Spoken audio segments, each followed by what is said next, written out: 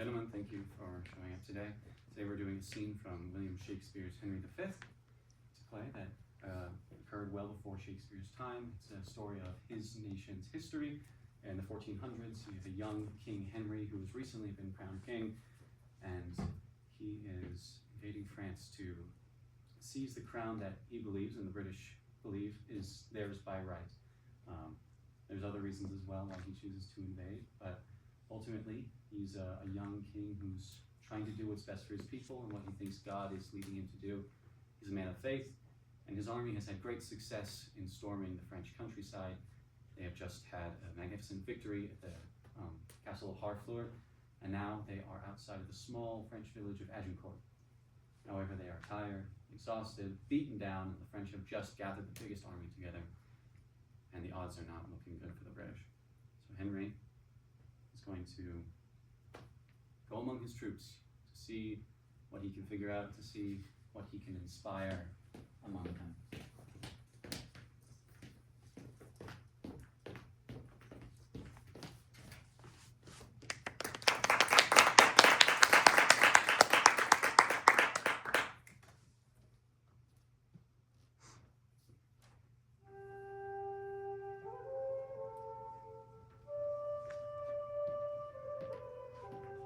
Master, 'tis true that we are in great danger.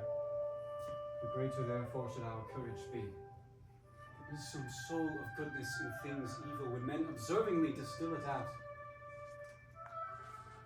Tomorrow, old Sir Thomas Eppingham, a good soft pillow for thy good white head were better than a churlish turf of France. Not so, my lord.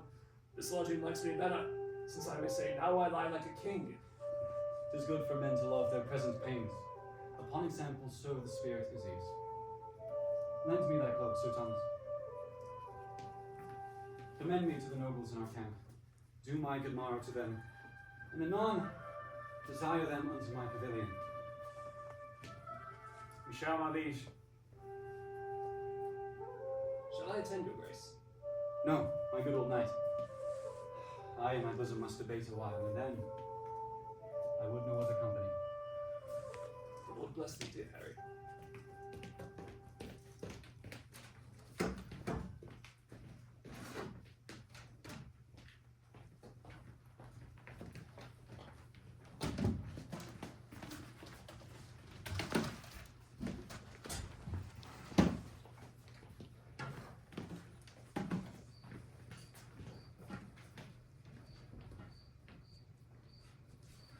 Brother John Bates, is that not the morning which breaks yonder?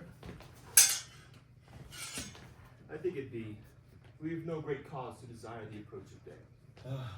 We see the beginning of the day, but I fear we may never see the end of it.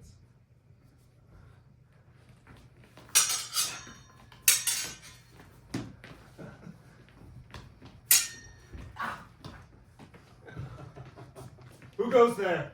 A friend! Under what captain served you? Under Sir Thomas Eppingham.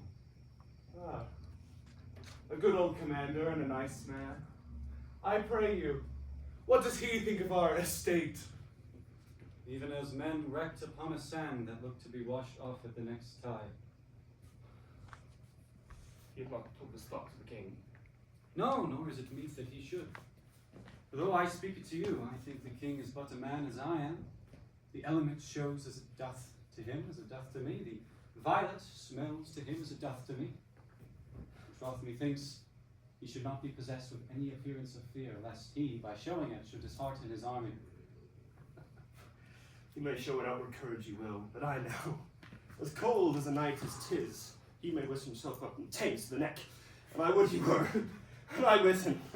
At all adventures, so we were quit here. I will speak my troth of the king. I think he would not wish himself anywhere but where he is.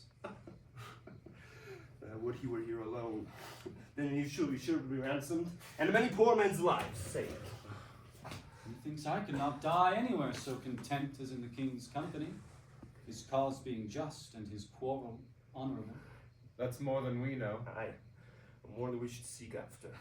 For we know enough. For we know we are the king's subjects. If his cause be wrong, our obedience to the king wipes the crime of it from us. And if his cause be not good, it is the king who has a heavy reckoning to make. And all those arms, legs, and heads, chopped off in battle, will come together at the latter day and cry, "We died at such a place!" Some swearing, some crying for a surgeon, some upon their wives left poor behind, some upon the debts they owe, and some upon their children, lowly left. I fear there are few that die well that die in battle. How can you charitably dispose of anything? And blood is your argument. So with the son, it is by his father sent about merchandise to sinfully miscarry upon the sea. The imputation of his wickedness by your rule should be imposed upon his father that sent him. Or his servant, that is upon his master's command, transporting money, be assailed by robbers and die in many irreconciled iniquities. You may call the author of the servant's damnation the business of the master. But this is not so.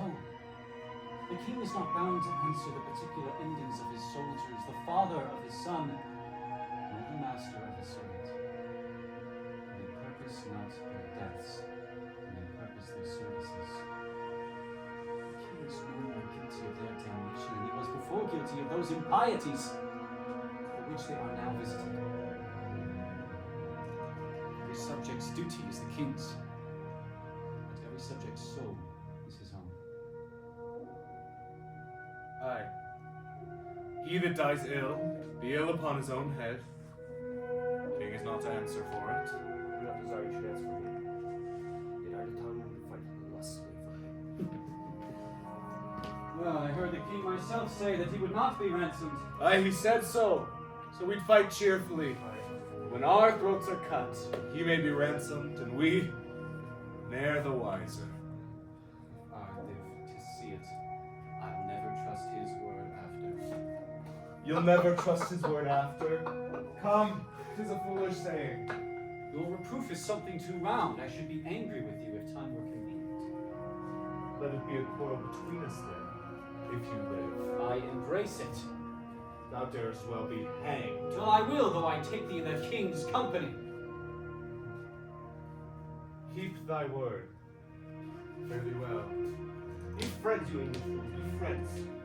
We have French quarrels enough if you can tell everybody.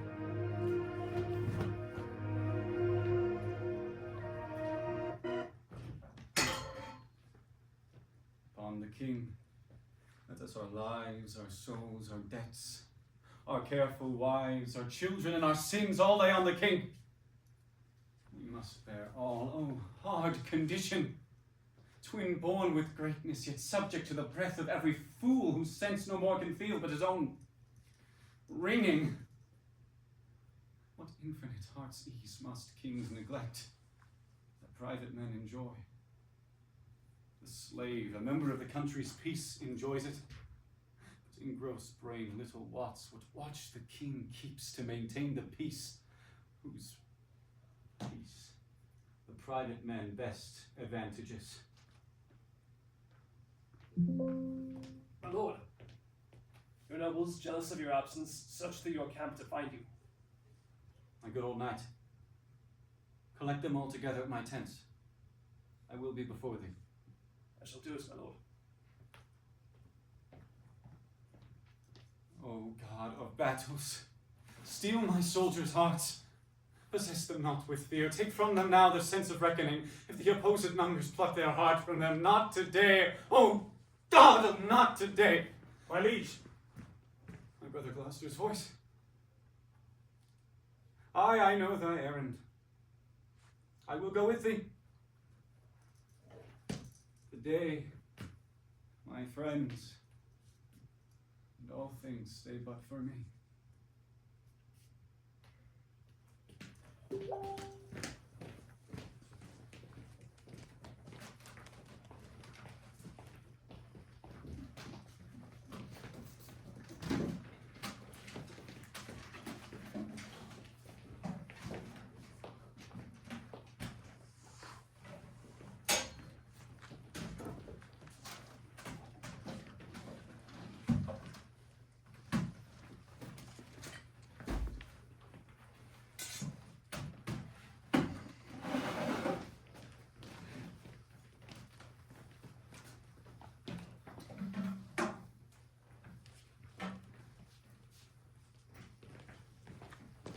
Where is the king? The king himself has rode to view their battle. Of fighting men they have full 70,000. The men are 5 to 1. Besides, they all are fresh. God's arm strikes with us. 'Tis a fearful odds. God be with you, princes all. I'll on my charge. If we no more meet, till we meet in heaven, then joyously, my noble Lord Gloucester, and my good Lord Exeter, and my kind kinsmen, warriors all, adieu. Farewell, good Salisbury, and good luck go with thee. Farewell, kind lord. Fight valiantly today. And yet I do thee wrong to mind thee of it, for thou art framed of the firm truth of valor. He is full of valor as of kindness, princely in both. Oh, that we now had here but 1/10,000 of those men in England that do no work today. What's he that wishes so? My cousin Westman. No, my fair cousin. If we are marked to die, we are enough to do our country loss. If to live, the fewer men, the greater share of honor. God's will, I pray thee, wish not one man more. Rather proclaim it, Westmoreland, throughout my host. But he which hath no stomach for this fight, let him depart. His passport shall be made, and crowns for convoy put into his purse. We would not die in that man's company that fears his fellowship to die with us. Today is called the Feast of St. Crispin. He that lives this day and comes safe home will stand a tiptoe when the day is named, and rouse him at the name of Crispian. He that outlives this day and sees old age shall yearly on the vigil feast his neighbors and say, tomorrow is St. Crispin's day. Then will he strip his sleeve and show his scars and say, these wounds I had on Crispin's day. Old men forget, yet all shall be forgot, but he'll remember with advantages what feats he did that day. Then shall our names, flowing with our cups freshly remembered, Henry the King, Bedford and Exeter, Salisbury, Warwick and Talbot, and Gloucester will be remembered in their cups forever to come. This story shall the good man teach his son.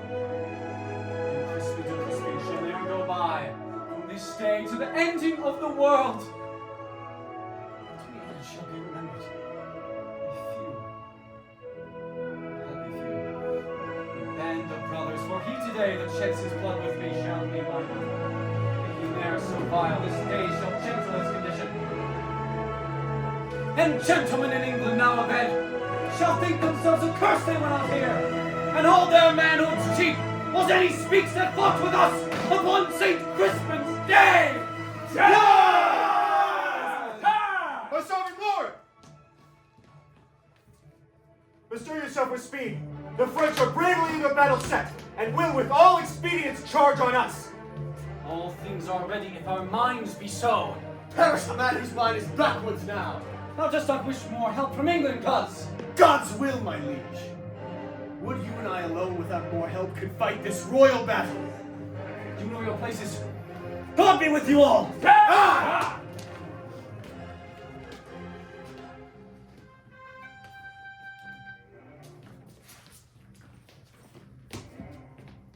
Once more I come to know of thee, King Harry, if for thy ransom thou wilt now compound before thy most assured overthrow. Who hath sent thee now? The Constable of France. I pray thee bear my former answer back. Bid them achieve me, and then sell my bones. Good God, why should they mock poor fellows thus? Let me speak proudly. Tell the constable we are but warriors for the working day. Our gayness and our guilt are all besmirched by rainy marching in a painful field. But by the mass our hearts are in the trim. Aye! Harold, save thou thy labor. Come thou no more for ransom, gentle Harold. They shall have none, I swear. But these my joints, which if they have, as I shall leave on them, shall yield them little. Tell the constable. I shall, King Harry. And so fare thee well. Thou shalt not hear Harold any more. My lord. My lord. Most humbly on my knee, I beg the reading of the vine. Take it, brave Bates. Now, soldiers, march away. And how thou pleasest God, dispose the day.